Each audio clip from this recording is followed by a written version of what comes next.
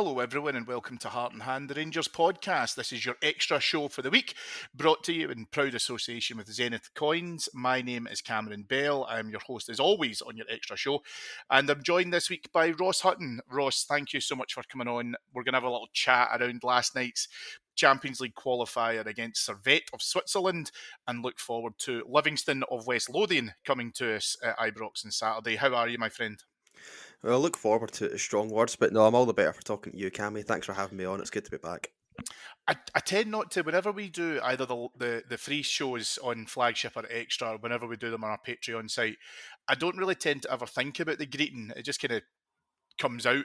And I was actually thinking to myself, I don't know if I could say I'm looking forward to the Livingston game on Saturday, but that might be indicative of where we are as a fan base at the moment. And I'm saying that now, whereas I know that when they get to Saturday morning, I get to spend time with yourself, very important to me, and then I will start to get the build up to the game and stuff as well. But yeah, it's been an interesting start to the season, Ross.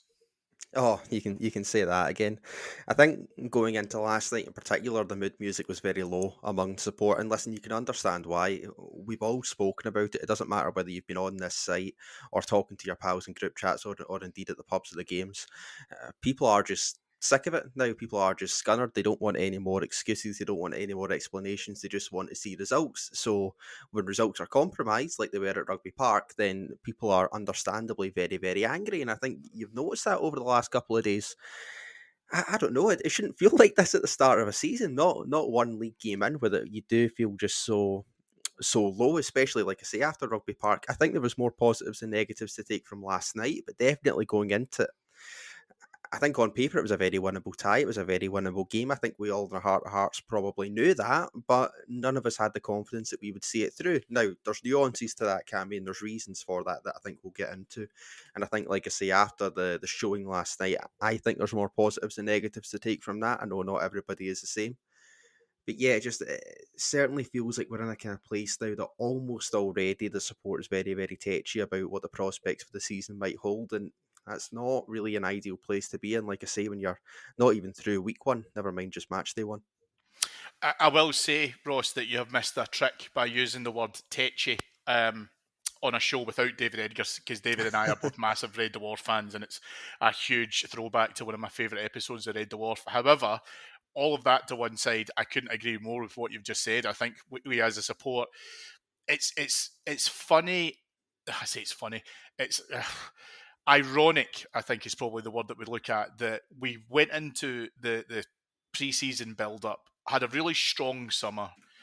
We had the refresh, the revamp, the rebuild, the rejig, whatever we were terming it, that we wanted to be able to go into. We got what we wanted, and we've spoken about that already.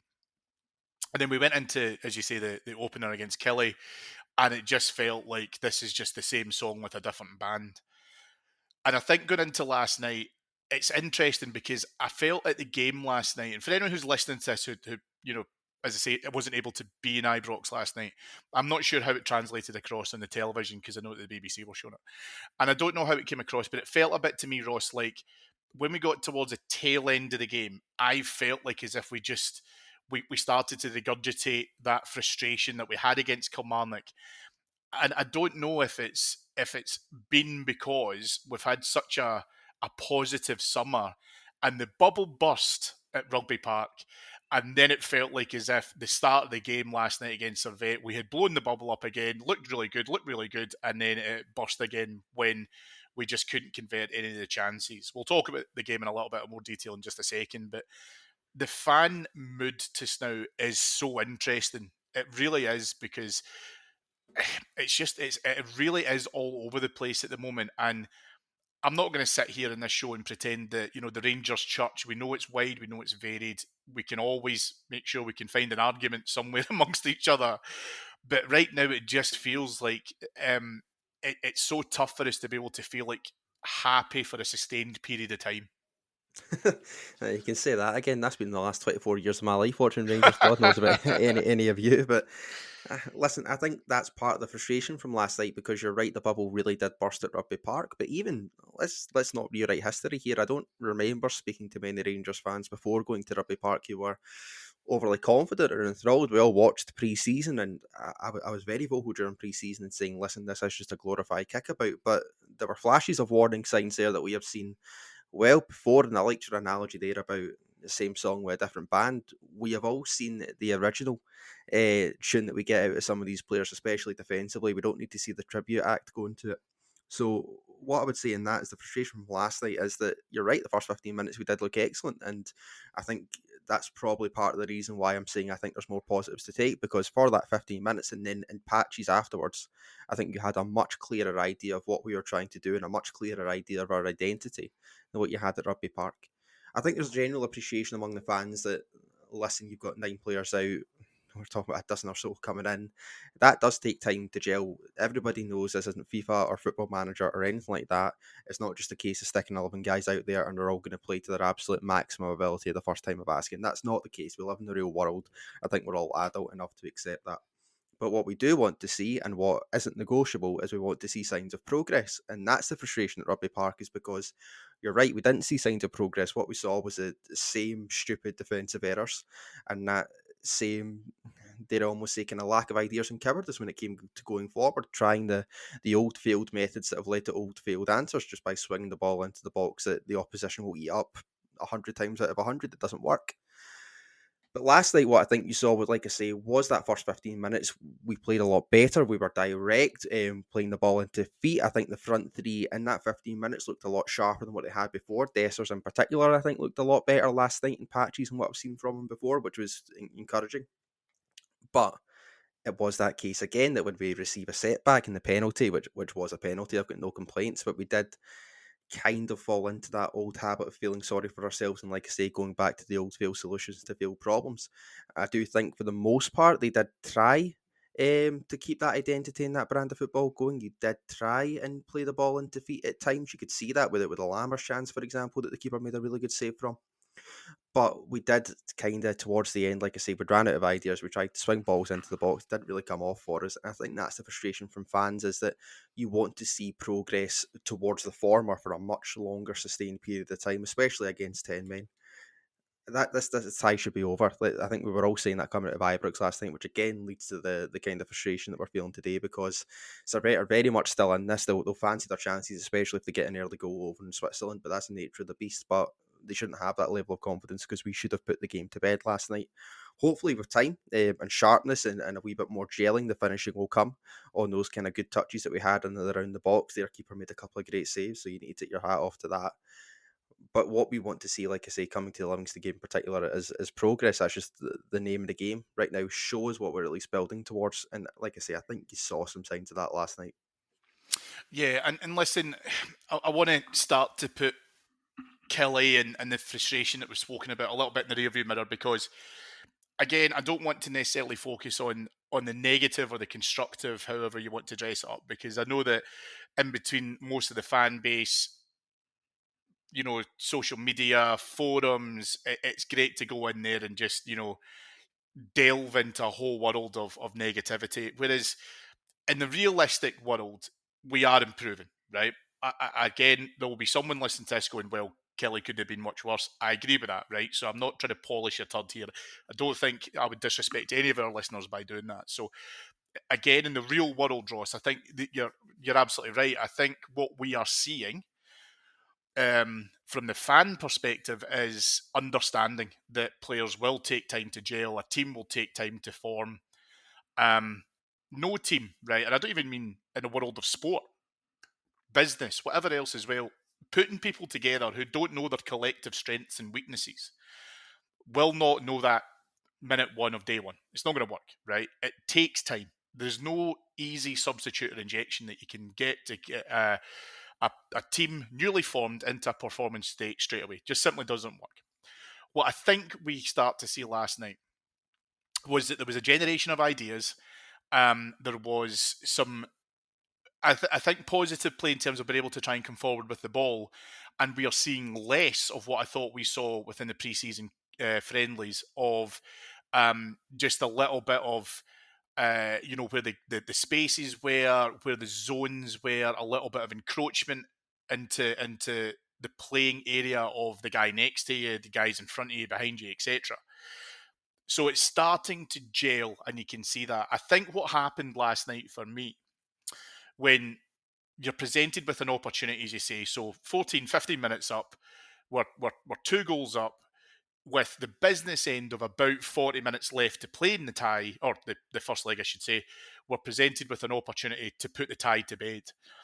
And I think that the residue, the leftover feeling from Kilmarnock then meant, well, actually, what we should do is we should, blow this team out of the water. We wanted that because of Kilmarnock. And I believe that the team wanted it as well, by the way. I'm not saying for a single minute that none of those Rangers players were trying. I think every single one of them were trying, but it almost became an overexertion. It was like they were trying too hard at times. And that, I think, started to circulate, I think, within the stadium. So it's like we're feeling agitated, but for different reasons. I think the team sensed blood there last night because, listen, Servette were there for the taking, especially as the second goal went in. I think you could tell that they were a bit rattled. Their keeper has came out and spoken about it last night and today, talking about the atmosphere, which I think anyone who was at the game last night will say that's not even in the top 100 European atmospheres we've saw at Ibrox. So that's a testament to the way the fans were, especially in that first half.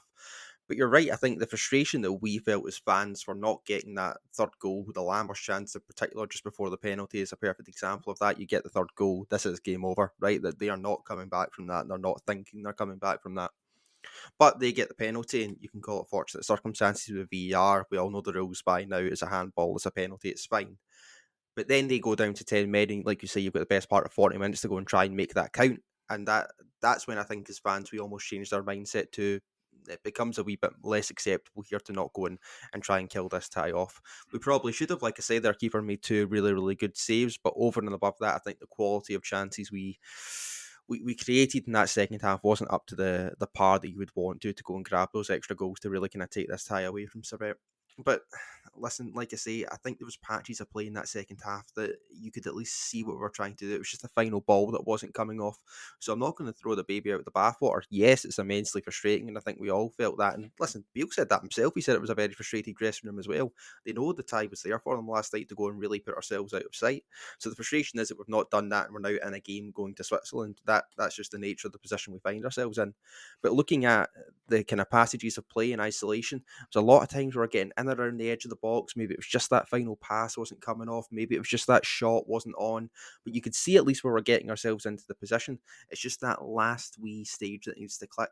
And I'm not trying to sit here and be a happy clapper at all, Cammy. There was a lot of things last night, like I've criticised that we didn't do well enough. I think towards the end we did kind of run out of ideas and try and again fall back onto giving the ball to Tavin Borner to put into the box, which we know doesn't work at this point. If Sima comes onto the pitch, and I know he's a really, really big guy, but it didn't really work when we were trying to get the ball into him. But I think at that stage, like I say, the players were really feeling frustrated in themselves that what they were trying to do wasn't coming off. But within that itself, I did see some encouraging things to take forward. The real challenge is going to be able to translate that against Livingston on Saturday, because it's one thing trying to do it against 10 men in the European stage, and Servette are a better team than Livingston, but they did sit in and frustrate us for large parts of that game. What I want to see now is how can we go and unlock those kind of defences, because that is the challenge you're going to face week in, week out in the Premiership. That's what you need to do. It's your bread and butter. Are those players capable of that? The hope is that by the time it clicks, and it clicks sooner rather than later, you'll see those intricate bits of play have the actual payoff at the end of it. It's just about trying to get us to that point as quickly as possible.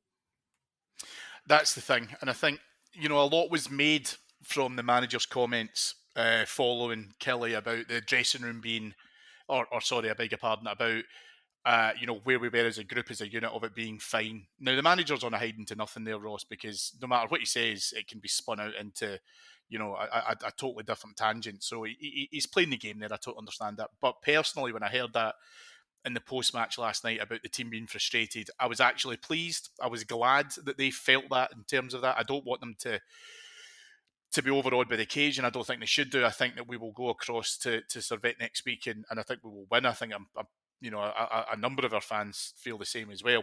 But I was glad that he said that, because I want that team to have an undercurrent of, we know that we can do better with this. And I'm not suggesting that for a single minute we were outplayed. We weren't. I think that the keeper, as you rightly said, made 2 great saves. And you'll probably hear this a few times this season, of Alan McGregor class. We we've looked a few times where, and again, I know you mentioned this, where we probably need a drop ball to a player to have the shot, but there's a touch too much. There's a slight pass. There's an element where you can just tell that the connection with the players and who's making what runs, when to drop, when to go, when to sit. There was a couple of examples last night where when Sifuentes came on and he was playing the ball to Tav, and it went out both times. But Cifuentes was playing the ball to where Tav, it was in front of him, it wasn't to his feet. And it's things like that. Now, that's a real minute point, right? But the reason why I mention it is because if you take that period of play and transition it to in front of the Servette 18-yard box, that's what it felt like. Because there was just that little lack of understanding where your man was going to be, where you were going to go, who was making the decision to shoot. That will come good. That Yeah, is right. going to It's improve. Tuckman's theory of group development here, Cammy. Right? Okay, you've got forming, storming, norming, and performing. The group is formed now, and now you're in the storming stage. That's where you're kind of trying to feel each other out. In a football sense, find those positions, like you say, with Cifuentes and the passes. I like the idea. There was a lot of times last night I was saying to the guys beside me, good idea, I like the idea, right idea, and it just wasn't coming off. But the more game time they get together, the more they'll begin to understand the idiosyncrasies of the way that they play, those kind of intricacies that you say, and that'll come, right? I've got no doubt in my mind about that. We will get better, and that will start to come, and that's when you move into the norming phase. That's when it starts to become on a weekly basis. You'll see those patterns of play, like I say, get that kind of payoff.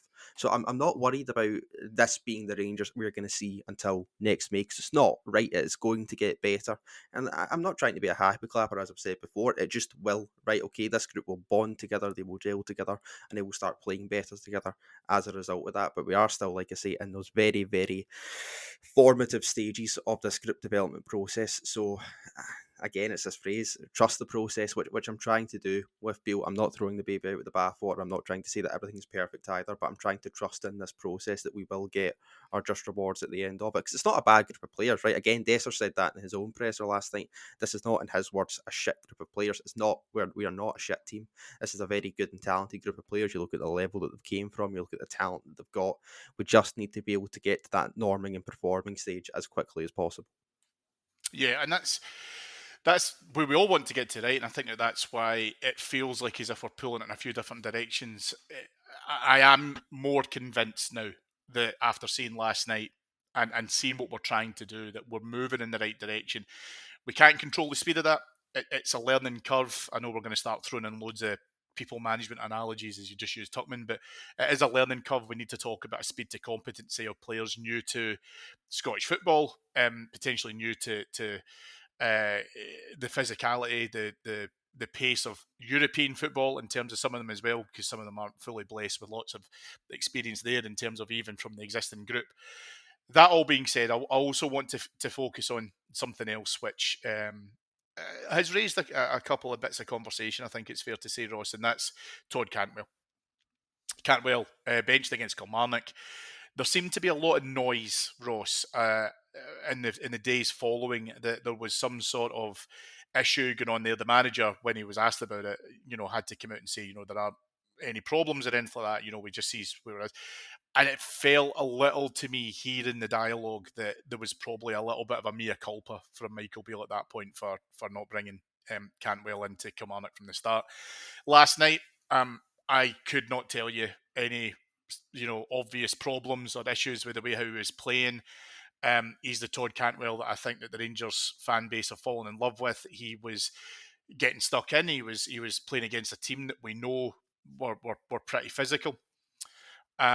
Some lovely wee flashes, some nice wee touches to be able to try and create space and create openings. Always positive with his play, always looking to be able to try and turn and go forward and penetrate and move the ball forward and get up the pitch. And he took a few knocks as well. He obviously took a bit of a sore one for the penalty. Um, he did have another couple of them that were left in on him. I think it's fair to say. But it just, I think, for me, underlines how important Todd Cantwell is to our team. Oh, it's the absolute heartbeat of this Rangers side, and long may that continue. And I agree. I think we all raised an eyebrow before Kilmarnock at Cantwell's omission from the starting lineup. I don't ever really want to see that happen again, to be honest, unless Michael Beale has a really, really, really good reason for resting him, like he's dead. Apart from that, I think he should be in the Rangers lineup every single week because you see the drop off in quality we have when he's not in the side. If he's breathing, he plays for me. And listen, last night was much more like the thing from Todd Cantwell because you're right in what you're saying. A lot was written in pre-season as well about how we didn't think Cantwell would possibly hit those kind of heights he'd hit towards the tail end of last season when he just electrified this Rangers team. Didn't get the rewards that he deserved for that, but he was the great white hope that we had going into this season. And last night, like I say, he absolutely ran the show. He was picking the ball up on the left side of the midfield, allowing Borna Barisic to push up the park and get higher. And from that, he was able to dictate the play a lot more, and you could see the rewards that we got from that, not least for the first goal where he was really, really brave and going to jump out in front of the defender, who I don't think knew he was coming, but that's how you win penalties, so he done really well for that. You Yeah, see, like I say, that the difference he makes into this side. And I think he lifts the players around him as well. You get a lot better at Nico Raskin, I believe, and Todd Cantwell's in the side because of the personal relationship that they have. But I think as well, he is one of our main attacking threats. I think if you can get Lammers and Cantwell into the same side, possibly by doing this again and just playing Cantwell that wee step deeper on the left hand side of midfield, but giving him the freedom to go and dictate the play like he done, I think you can have the best of both worlds there because I like what Lammers gives as well. I don't think it should be mutually exclusive between Cantwell and or Lammers in the side. I think you can possibly get both.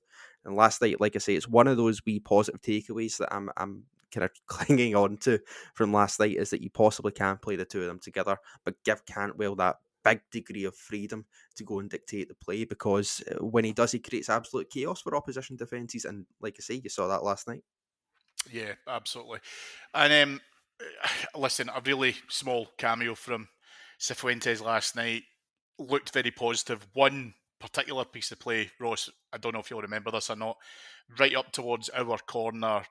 Servette players trying to do what he can to kind of shepherd the ball out to get the corner, and Sifuentes came in, used some really, really knowledgeable play, looked to be able to try and recover the ball, got us out of that position, out from our own third up the park, been able to try and move it.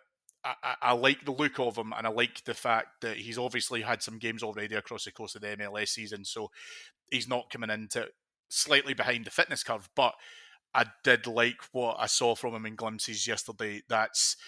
I think that this is the reason as to why Michael Beale was so keen in bringing him in now. He definitely sees him as a big element to that as well.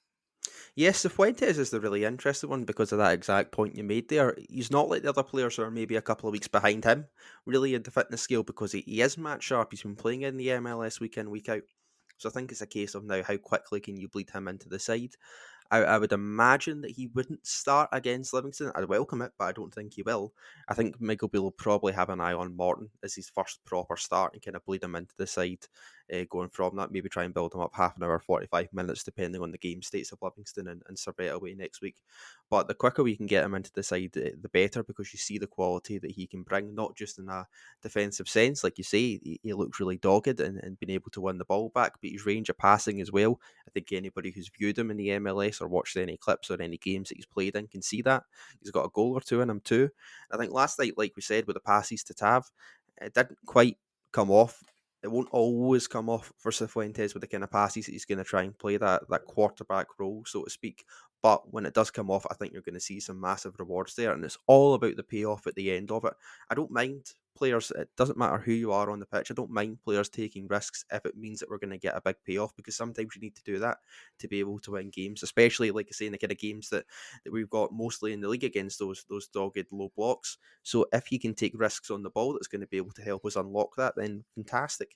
I think you can see the quality there. You're right in what you're saying. Michael Beale views him as an integral part of his plans for this season. So the sooner we can get him embedded into this side, the better because he's fit enough, he's capable enough, and I want to see a lot more of him because the wee cameo that he had last night, albeit against like a kind of game state that maybe wasn't as high a tempo as what he'll come into soon. I did like what I saw, so I'm hoping to see more of it. Yeah, I think that's fair. I think we do need to be able to. I know, obviously, as we're saying there, he has been playing games, so again, we know that he's not having any issues in terms of fitness or anything like that as well. But I'll go back to what I said earlier on in the program. It was very much an idea of getting players into the Scottish football physicality, the style of play. Rangers again, domestically will dominate against most teams. How he can then look to be able to try and unlock that is going to be really pivotal for us, I think, as well. Ross, we won't focus too much on next week's tie across in Switzerland because the boys will cover that in flagship on Monday. But the way how the tie is set at the moment just now, I am confident. I know that this will be a different Servette team due to suspensions and various other things that have happened based on the team that we played at Ibrox on Wednesday night. But I think across there, I still think that this Rangers team has got enough in the locker to be able to get us and navigate us through to the next qualifying tie, most likely against PSV, pretty safely. I'm hoping that it's not going to take a gargantuan effort to be able to get through. Yeah, I agree with you. I think I saw enough last night, and like you say, that Servette team was much changed. A few people weren't really able to play last night. One in particular didn't get his work permit sorted, so good on the British government for that one. Thank you very much for the help. But you're right; it's going to be a much changed team going to Switzerland next week. I agree, though. I think we've got more than enough in the locker to beat them. I think if you can't beat a Servette team like this, with all due respect to them, then you probably shouldn't be believing and dreaming in the Champions League anyway. So it's a good test for that.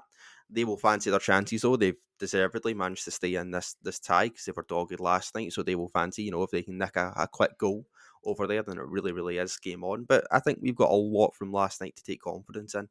And hopefully, like you say, it's not going to be a complete energy sapper next Tuesday over in Switzerland. We'd like to think that we'll get through relatively comfortably, but strangers we're talking about here, how often does that happen?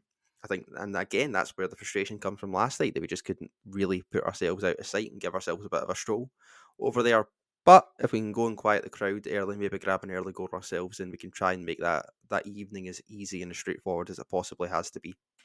Yeah, I mean, I think so, and I think um, we've got the game against Livingston. We'll talk about that in just a second to be able to give us that opportunity, and that's how I see it. I do want to see Livingston at Ibrox on Saturday as an opportunity to be able to get those players more accustomed to each other, more accustomed to be able to try and break some of that down. I think Servette will be happy with how obviously they're going into the second leg because I think that the keeper has obviously played very, very well. They will have returning players. I think if you can get a home crowd behind them, I was actually quite surprised at their away crowd.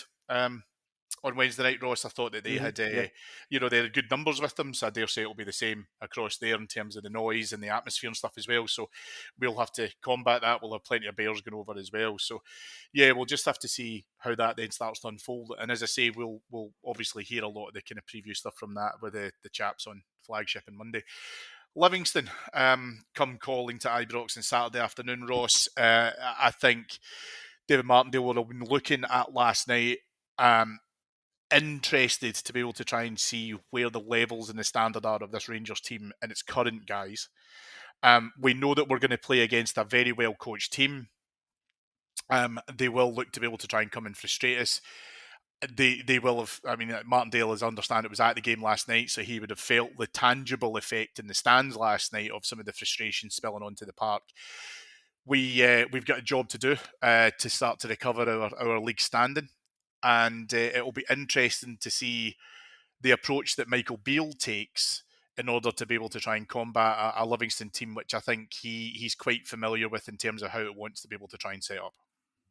You called it an opportunity on Saturday, Cammy, and that's exactly how I'm looking at it as well. Because if you're thinking about the quintessential low block that you're going to face over the course of a season, this is it, right? Livingston caused us all sorts of problems last season at Ibrox with a low block. Part of the reason why Giovanni Van Bronckhorst got sacked at the time he did is because he couldn't find a way to try and beat that low block. And David Martindale was incredibly open and honest about his tactics after that game and said we were just compact, stayed in the middle, and gave up the wings to Rangers because we knew the kind of trap they would fall into in terms of swinging balls into the box. And it's a trap because they will eat that up every single day of the week. It's their absolute meat and drink.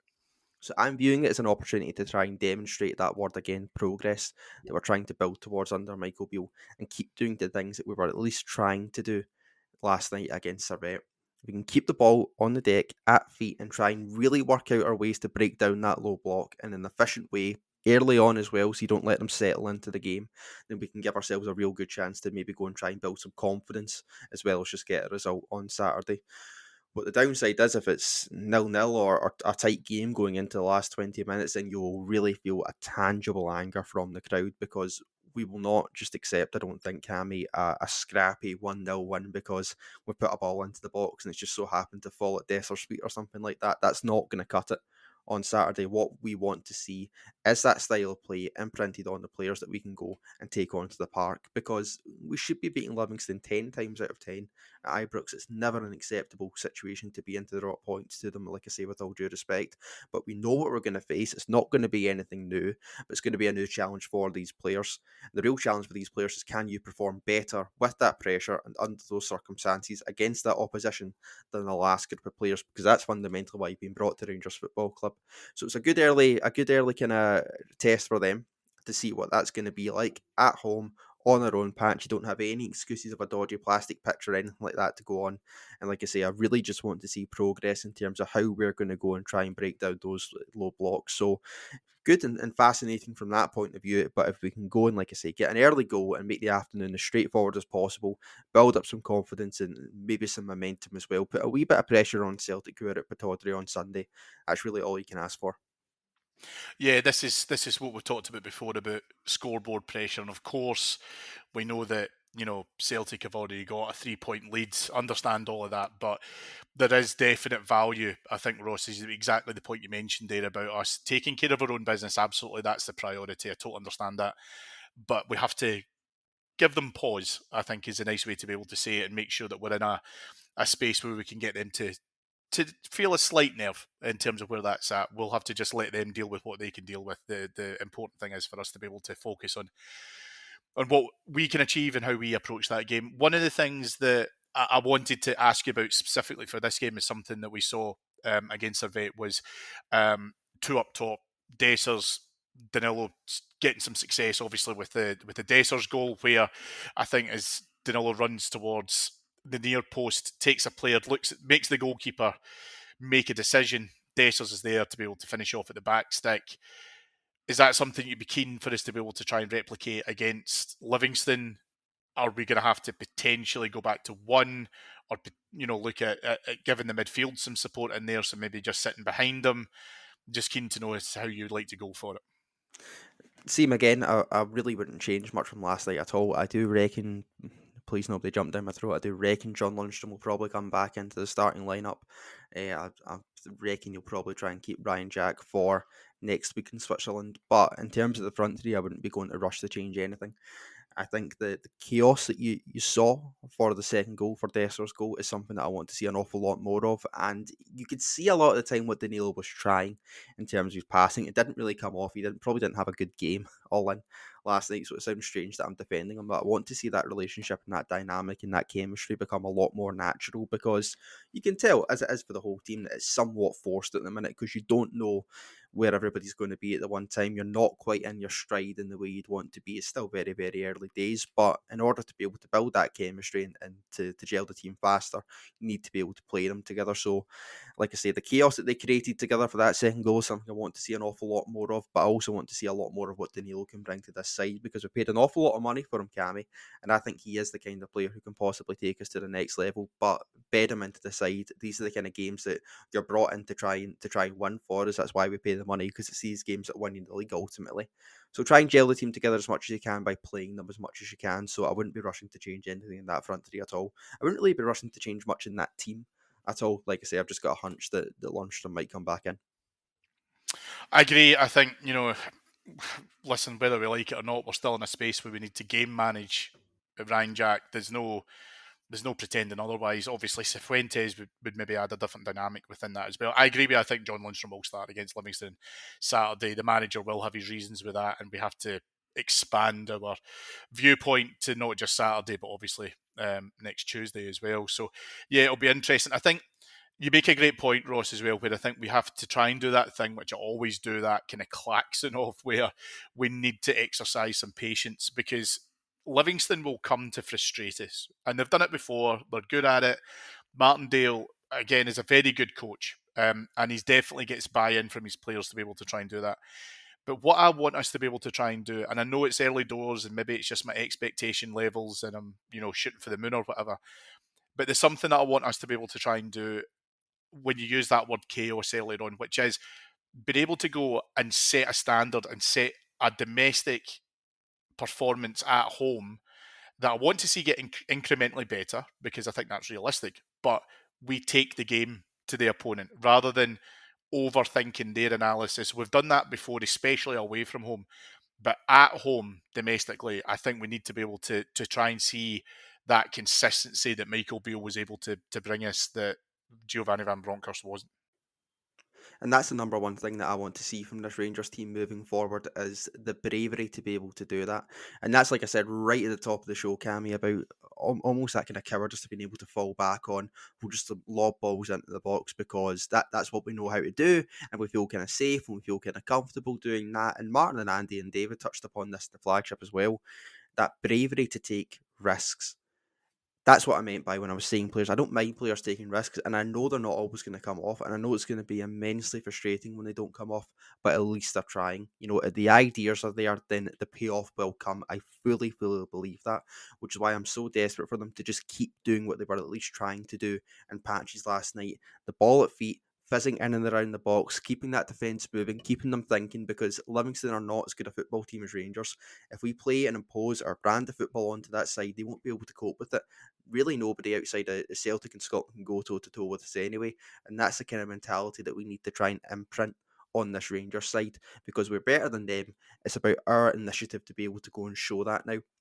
So it's an opportunity, your word again, to go and use that to our advantage on Saturday, to be able to go and imprint that style of play onto our own patch against that kind of opposition. It's something that I think we're all kind of desperate to see, and just be brave, go and take risks and try and make things happen, because as fans we will accept that.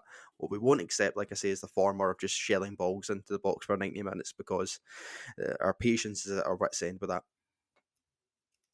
Totally fair, and I think that again, it should hopefully start to continue to motor. I think, as we've kind of already covered, we saw glimpses of it on Wednesday night, and I'm hoping that we see even more of it on Saturday. So, yes, let's hope that we can go in there and know how this team's going to play, because I think that when it starts to click, and I know we've seen and heard that phrase a lot at the moment, but when it starts to click, I think that those glimpses will become fairly standard for us to be able to see across the course of the game, and in various different parts as well. So yeah, it's going to be a good game, I think, on Saturday, and I'm hoping that it takes us into a really positive mindset to be able to get the job completed across in Switzerland, and then whomever we may face in the next qualifying round for the Champions League.